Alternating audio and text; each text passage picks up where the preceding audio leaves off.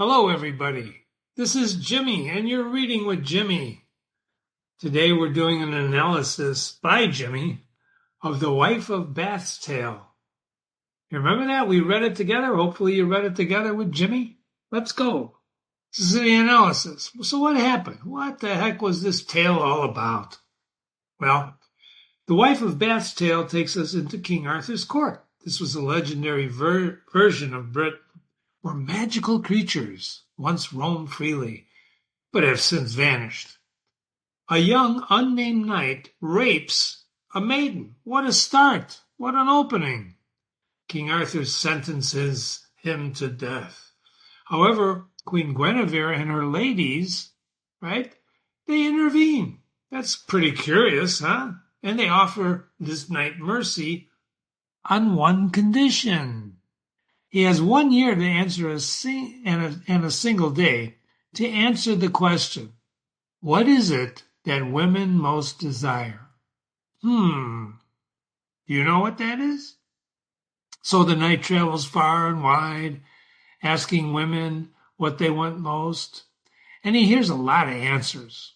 Wealth, beauty, status, pleasure, remarriage, etc., etc.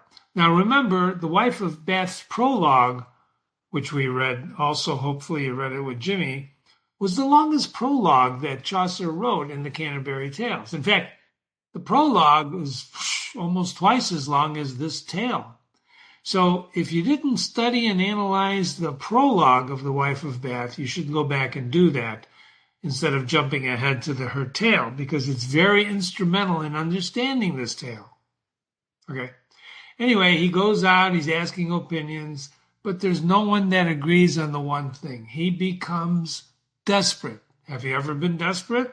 It's not a good condition. If you're desperate, you make stupid mistakes. You understand that? If you've never experienced desperateness, then my hat's off to you, because everybody gets desperate at one time or another. So let Jimmy give you a piece of advice. Don't make any serious decisions when you're desperate, because chances are it'll be the wrong one. What does it mean to be desperate? We'll have to tackle that. So, well, you know what? As a matter of fact, I have a note here, Hombre. If you've seen the movie Hombre with Paul Newman, it's a Western movie. Jimmy loves movies. Hombre is about Paul Newman, who grows up on the Indian reservation. He's actually a cop on the Indian reservation, and he's in a stagecoach riding with a bunch of people, including the crooked Indian agent who just stole all the money and is trying to abscond with his wife. And they start talking about the reservation and the Indians, and the wife of the Indian agent says, "Oh, the Indians look so striking when they walk around half naked. Oh." And then she goes, and then they eat dogs, but they eat dogs. They eat the dogs. And Hombre, who's he's actually an Indian, but he took his hair off. You know, he shaved his head, not shaved it. He got a haircut because he inherited something. You got to see the movie. He inherited a building that he goes into town to sell because he wants to go back to the reservation. He's been, you know, he likes living with the Indians. He is an Indian, basically, even though he's a white man. So she says, they eat dogs, you know, and somebody said, well, they're hungry. And she says, Hombre actually goes, well, they eat dogs because they're hungry. And she says, I don't care how hungry I was, I would never eat a dog. And he looks at her and says very calmly, you'd not only eat the dog, you would fight for the bones. So hunger, forget the Hunger Games. Being hungry is one thing, right? Oh, it's lunchtime and I didn't eat lunch. That's one thing. But being really, really hungry, Les Miserables is a play about a guy who steals a loaf of bread because he's so hungry, so hungry. What would you do if you were so hungry? Same thing with desperation. Anyway, with time running out, the knight meets a mysterious old woman. She's as ugly a witch as fancy could devise. So now imagine fancy, F-A-N, sorry about that, right?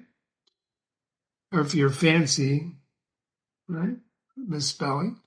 The ugliest witch. Imagine a witch, the ugliest witch you can imagine. That's what this means when Chaucer wrote as ugly a witch as fancy your imagination could devise. She promises the knight the right answer if the knight agrees to do whatever she asks, after she gives him the answer. So he says, I'm desperate. Of course, I'll do anything you want. And so she whispers something in his ear, and then he returns to tell the queen. And this is what he tells Queen Guinevere and her ladies. She says, my liege and lady, most of all, said the knight, women desire to have the sovereignty. What sovereignty? The authority, supreme power.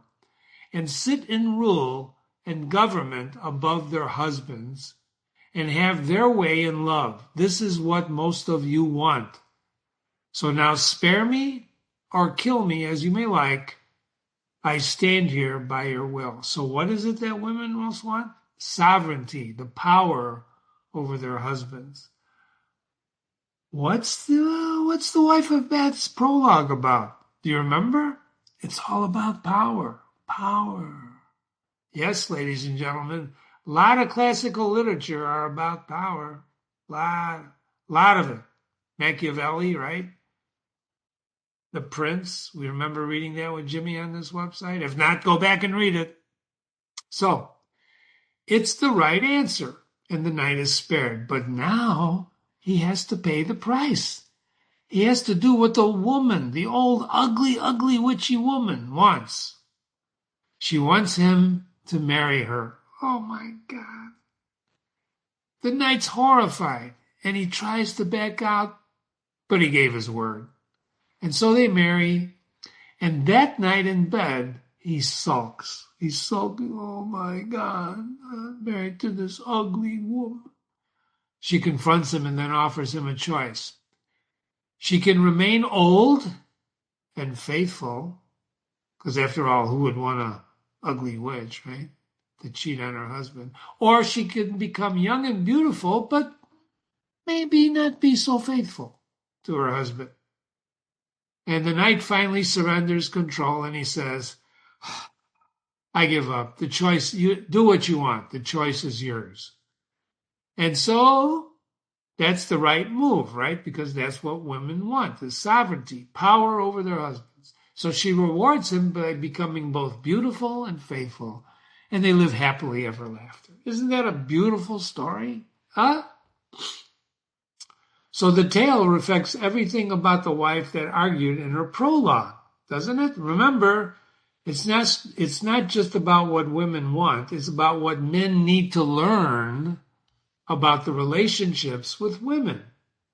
Control, consent, choice are more powerful than force, authority, or status. Remember in the prologue? Don't forget what happened in the prologue, right? With her fifth husband. She lost her hearing because he hit her so hard on the ear and she slapped. It was a violent relationship until it wasn't. This is the rubber band effect. Go back and study that with Jimmy.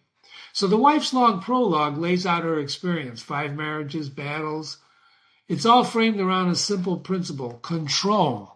Control, ladies and gentlemen, is the foundation of every relationship. Jimmy, what the heck are you talking about control?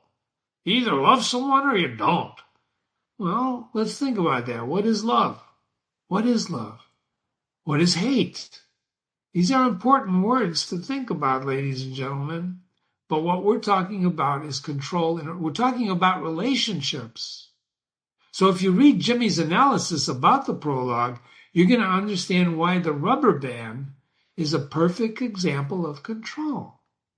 You pull together, you're going to snap that rubber band.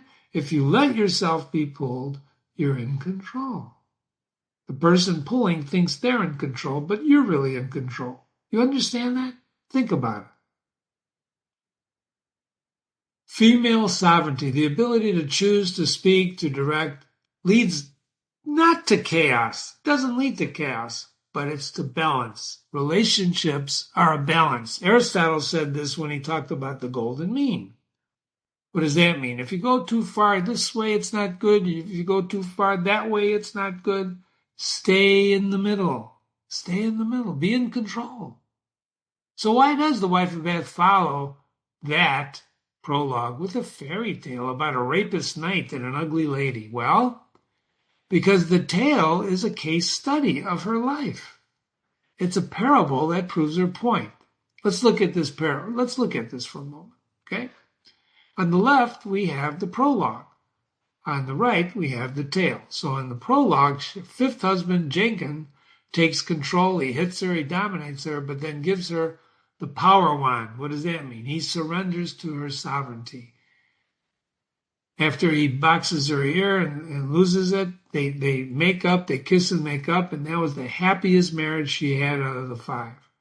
In the story, the knight takes control. He violates a woman's will and body, but then he learns and he gives the old lady control over his relationship with her, giving control over to someone else. You understand? I'm not talking about gang relationships where you got a leader and you're afraid to do anything because the leader will kill you. I'm not talking about gangs and crap like that. I'm talking about human relationships. A relationship by definition, as you're going to find out, is not one way. It's 2 ways. In her life, she retaliates, they fight, then negotiate. The knight faces death, must surrender to the woman's judgment. She gains the bridle in the relationship. The knight says, you choose. The result is peace. The result is a transformation. So the tale is a blueprint on how to be happy in a relationship. It really is. It's a blueprint. It's when the rubber band is not pulled. You know someone is pulling you, but you're in control.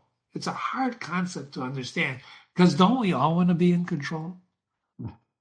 I'm in control. And yet I had a business associate once that said, I admire you because you control your business. And I looked at him.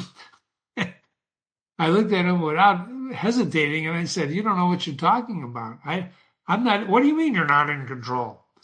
I'm not in control. Events are in control. I just ride along with the event. I try to steer it, but I'm not in control. Ladies and gentlemen, let me use this analogy. You're driving in your car down a highway at 70 miles an hour, and you think you're in control. Are you in control? Well, of course, Jimmy, what the hell? If I wasn't in control, I'd drive off the road. Well, you might do that because you're holding the wheel steady, but if something happens, God forbid, right? You hit a bump, you hit a piece of glass, you get a blowout, a semi hits you from the side. Who knows? Something can happen. Suddenly your control goes out the window. Then what do? You remember Evel Knievel? When he used to make those fantastic jumps, there was one jump where he described, and he broke almost every bone in his body. He made that jump and he knew he couldn't make it, so holding onto the handlebars is what saved his life. Holding on. You do things by instinct sometimes, right? So there's a time to pull, there's a time to drive at 70 miles an hour, and then there's a time to be pulled. If an accident happens, sometimes your instinct kicks in and you just do what you need to do, and you don't even know why you're doing it. So she's not just telling a tale, she's showing her philosophy. And it's strategic. She chooses a knight, which is the symbol of masculine chivalry, and yet he rapes a woman. What the hell kind of chivalry guy is that? That's the opening scene, rape. Jesus. She uses Queen Guinevere, not King Arthur, as the arbiter of justice. The queen is the one who gives him a chance. King Arthur wanted to kill the guy because he's an idiot. He raped a woman. She makes the old woman, like herself, aged and underestimated, the keeper of truth, and then she ends with the man's redemption, not his destruction, because he gives into it. This is not revenge. Remember that. It's about balance. And let's not forget the pilgrims. The wife is on a pilgrimage with the pardoner, the friar. If you read this tale, they're interrupting her sometimes, the summoner, and others who use religion to control people. Jimmy, that's blasphemy. Religion doesn't control people. Well, of course it does. But that's okay. That's what faith is all about when you let religion control you. You give in to the belief, right? Right? That's what faith is all about. It's giving in. It's saying, yes, I believe. I can't see, but I believe. You remember the miracle on 34th Street with little, what's her name, Natalie Wood? It's silly, but she's sitting in the back of the cars. They're driving in the neighborhood, and Kris Kringle promised her a house. Well, he didn't promise her a house, but he said he's Kris Kringle that's going to prove it. And she, it's silly, but I believe. It's silly, but I believe. That's what giving up control is. Especially the partner who interrupts her prologue and says he was about to get married, but then she scared him off. Maybe I don't want to get married after listening to you. So her story is like a mirror. And if you want to understand women, really understand them, you don't need scripture, religion. You need to listen. And she makes them listen through laughter, discomfort, sex, violence, and finally peace. She tells this tale because it does what no lecture could ever could. It enacts her argument. The characters act out her argument. What's her argument? To give control to women in the relationship. That's what they want. They want to control. They don't want to be controlled all the time. They want to control. And who doesn't want some control sometimes? And who doesn't want to be controlled sometimes? She transforms an aggressor into a partner, and it vindicates her lifestyle by illustrating her values. She does have good values. So it's evidence. So let's turn now to classical literature in our guide, Plot and Aristotle. According to Aristotle, tragedy has 6 main elements: stories, plot, character, diction, thought, spectacle, and song, of which the first 2, plot and character, are primary. The most important of this is plot, and it's the representation of human action. And boy, there's a lot of action in this story. I think you'll agree with me. So plots can be simple or complex. Aristotle indicates the complex plots are required for successful stories. And there's a nice long footnote. Put me on pause and read these footnotes for yourself. They're very, very educational. And you should have read them in other things because we talk about this a lot in my analysis. The plot must be unified, a beginning, a middle, and an end, which this plot has, right? The Wife of Bath's Tale is a complex plot, and the knight's action drive the plot forward. But what makes this a complex plot? Well, the simple plot represents a change of fortune that doesn't come about through the reversal of situation or in recognition. In other words, things just happen.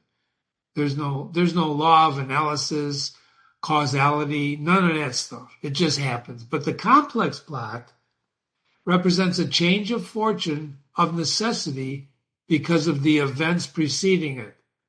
Knight rapes woman, knight gets sentenced to death, knight is pardoned, or not pardoned, but given a chance for life, goes on a quest, come back. You see how every event leads to another piece of the plot unfolding. Most complex plots do that, and then at the end he has a recognition. The moment the knight says to the old lady, you choose.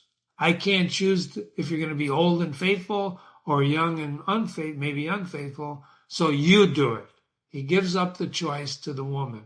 That's his recognition, which makes this a complex plot. Because that's exactly what happens. The Wife of Bath's prologue is her story, how she journeyed through 5 husbands, etc. And even though Aristotle doesn't use the word conflict in his writings, he never uses that word, but he discusses it through the plot. We've discussed this often in my readings with Jimmy, when you read with Jimmy, and plot is the most important, and a well-constructed plot has unity of action. All the events contribute to the single recognition by that knight. Within the plot structure, Aristotle mentions the importance of a clear beginning, middle, and an end. So the middle of the plot presents complications, reversals, how he meets the old woman, etc. And it intensifies the conflict. Right? He's in conflict. He's got a quest. He's got to do this or he's going to die. In many, many stories, right? The Most Dangerous Game, for example, that's a complex plot, even though it's pretty simple. He becomes the hunter, becomes the hunted. That's a great story, by the way. The Most Dangerous Game, and it's on my website. But the end brings about a resolution through the knight's downfall or recognition. In this case, he realizes that the answer to the question, and he finds out if he applies it to himself. Specific elements related to conflict. Reversal. A sudden change in the knight's fortune from good to bad is a key element, and from bad to good sometimes. So when the knight rapes the maiden, his fortune changes. He's sentenced to death, and the queen intervenes. Recognition. He realizes what he's done, right? And he gives it up to the old woman and says, you decide. Tragic flaw. While not labeled conflict, the tragic hero's tragic flaw, Hamlet had a flaw, he couldn't make a decision, drives the plot by creating internal conflict and influencing character decisions. The knight is in conflict. He's going around asking, what do women most want? And he can't get a straight answer. They don't agree on anything. And what would make him believe the old lady? Well, he goes back to, he's desperate. Why does he believe the old lady and not one of these other people he asked? Think about that. Because he's desperate. Remember what I told you about desperation. Desperate people make desperate mistakes. They make mistakes. They're desperate. Don't be desperate. In another analysis, I told you a story about a guy who was desperate and forged my name. It was a horror, listen to that story. Desperation is not a good thing. Well, Jimmy, we're all desperate sometimes, and we do stupid things. I'm not saying that we don't do stupid things.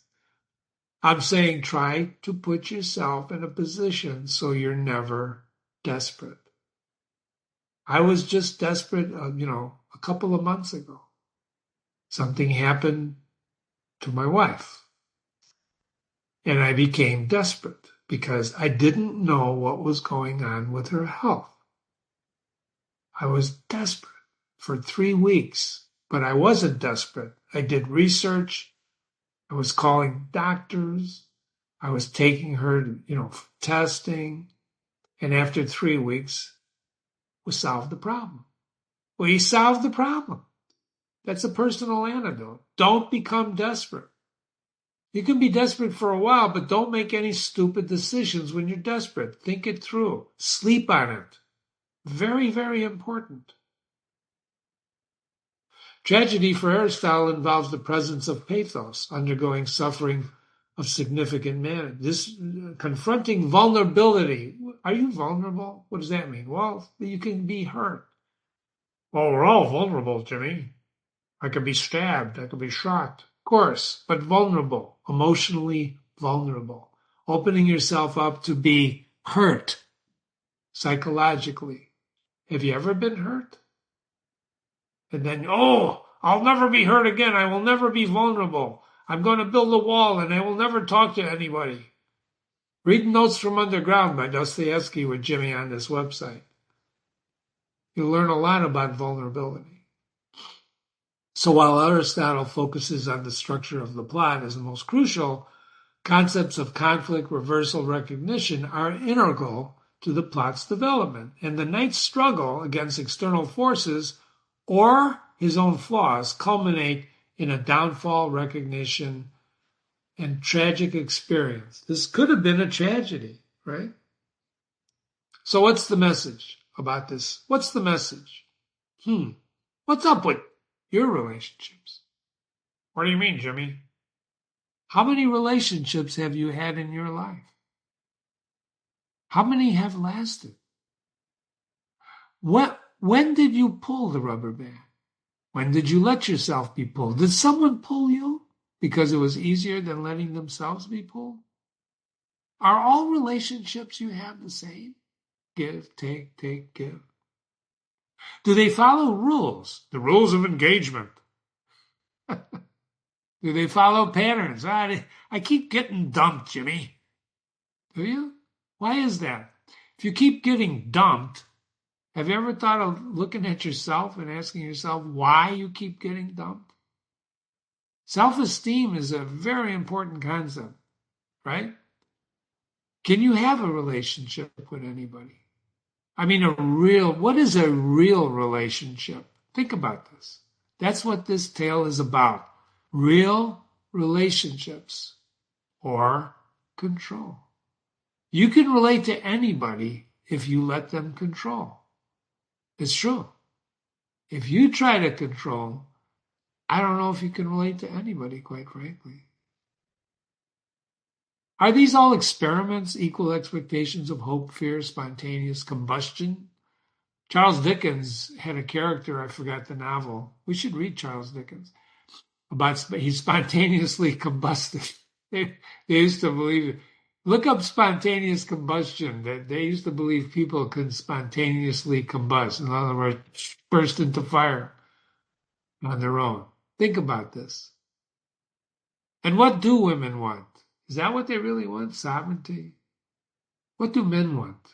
Why do you want what you want? Why do you want what you want? You're at dinner with someone, a third person joins you. How does that change the relationship? Don't say you don't know, because you do know. If you've been at dinner and someone you know or the person you're with knows comes to that table, your relationship changes. It does. That's the nature of chemistry. You're adding chemicals together. People are chemicals. What the hell are you talking about, Jimmy? I'm talking about chemical reactions. You're attracted to people. You're a boy. Oh, you're not attracted to people.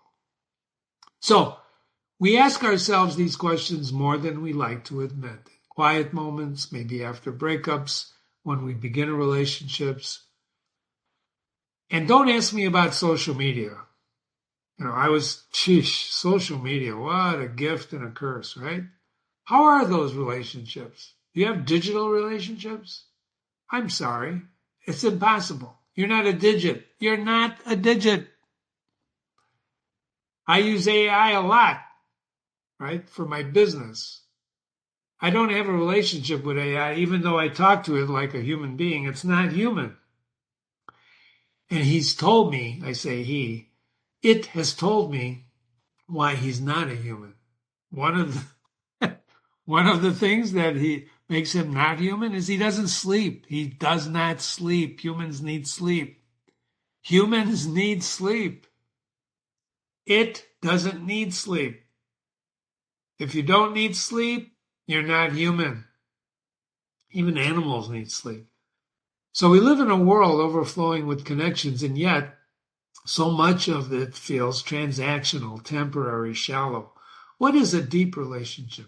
Is a follow on LinkedIn a relationship? I know a lot of our clients, they look at that follows and clicks and hits. Hits is how idiots measure success. Hits is how idiots measure success. HITS, track success. How does that work? We text more than we talk sometimes. You've been at restaurants where two people, and texting, by the way, is horrible. Do you ever read an email and get the wrong impression of what the words meant? Because when you type an email, I had somebody the other day tell me what he wanted to put in writing, and I said, you should never put that kind of thing in writing. Because once you put it in writing, it's there forever. Somebody's going to see it. Don't put anything you don't want seen in writing. We text more than we talk. You've been in restaurants where two people are sitting with each other and their phones and they're doing something instead of talking. We post more than we listen. How do you become a good listener? Are you listening to Jimmy? Or have you tuned off? Or are you doing something else while I'm talking? You should be listening. Sorry. Listening is a lost art. But the wife of Bath was good at listening. She listened, and then she took action.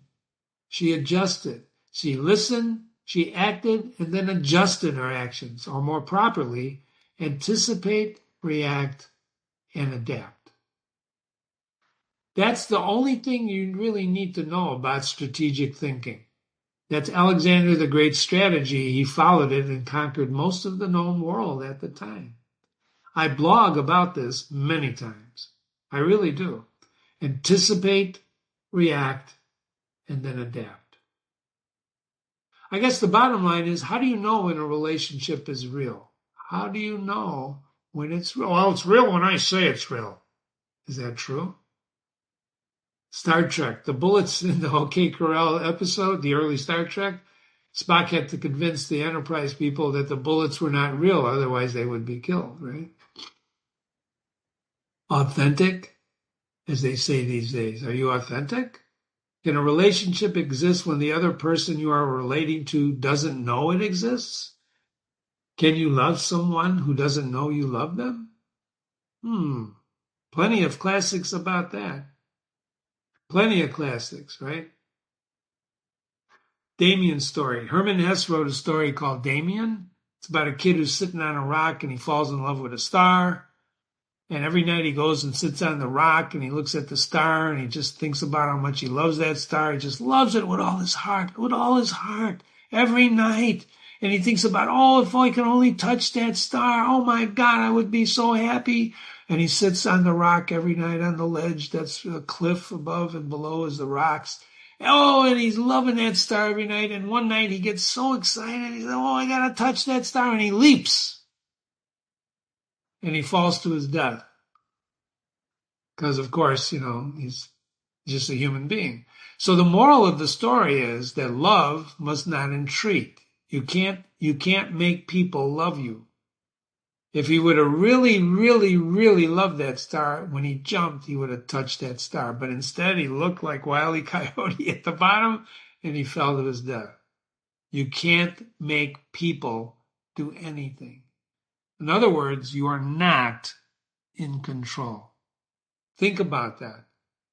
Well, Jimmy, I don't believe a word you're saying. That's okay. That's okay. Send me an email, jimmy@readingwithjimmy.com, jimmy@readingwithjimmy.com. Happy to debate it. So the wife of Beth is relevant 700 years later. She's not ideal. She's a real person. She tells us, I've had 5, I know what works. You don't tell me. I know how to seduce, how to survive. She's a bit of a sex fiend, isn't she? She doesn't mind sex.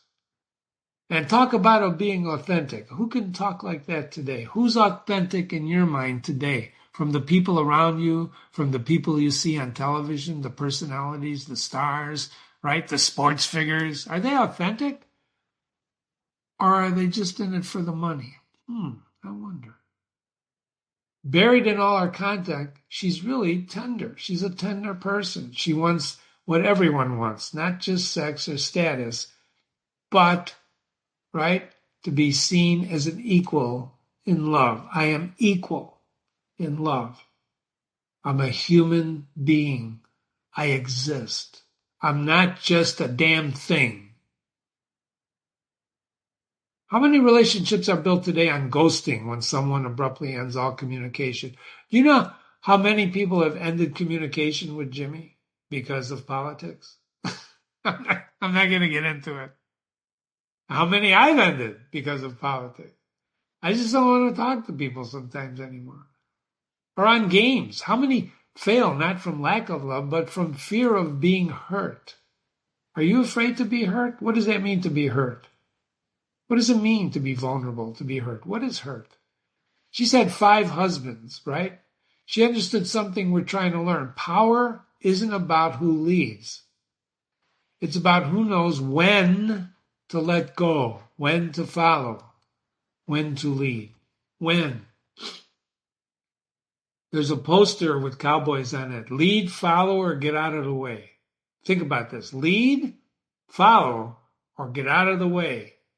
Truer words were never spoken. There's sometimes you lead, there's sometimes you follow, and there's sometimes you gotta get out of the way.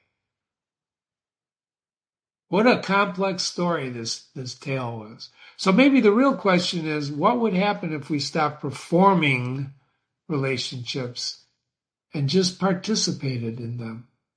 In other words, don't just act. Albert Camus, one of my favorite philosophers, Albert Camus, said it best. I think he said it best. We do not need to reveal ourselves to others, but only to those we love. For then we are no longer revealing ourselves in order to seem, but in order to give, to be. There's much more strength in a person who reveals himself only when it is necessary. Think about that. Read Marcus Aurelius' Meditations with Jimmy. Think about this. You don't have to reveal yourself to others, but only to those you love, because then you're not revealing yourself in order to seem. He seems to be real. He seems to be a good man. He seems to be nice. He seems to be rich. He seems. But you're revealing yourself in order to be. That's why the greatest saying when you're a kid is just to be seen and not heard. Speak when you're spoken to. There's much more strength in a person who reveals himself only when necessary. This woman, this wife of Bath, told us her story in the prologue. She came right out and told us who she is, what she was, why she did what she did. It was an amazing moment in life. Who does that? Who does that? They're on a pilgrimage. They're all going the same way. They got to listen to her. Some of them probably tuned out. Some of them didn't. They had no television, no internet. Everybody has a story. And if someone asks you to tell your story, what are you going to tell them? Well, I seem to be like this. Or were you like that? Well, I seem to be like that. Or were you like that? Were you good? Were you bad? What were you? Or did you just seem to do that? You've been reading with Jimmy. This is Jimmy's analysis of The Wife of Bath's Tale from Chaucer. Thanks for being here. And be sure to read more of the Canterbury Tales. We've got them all here on Jimmy's website.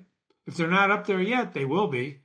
There's the QR code. Take you right to my YouTube channel. Jimmy@readingwithjimmy.com is my email. We really enjoy hearing from you. Jimmy@readingwithjimmy.com. Thanks for coming and have a great day. And remember, be, don't seem.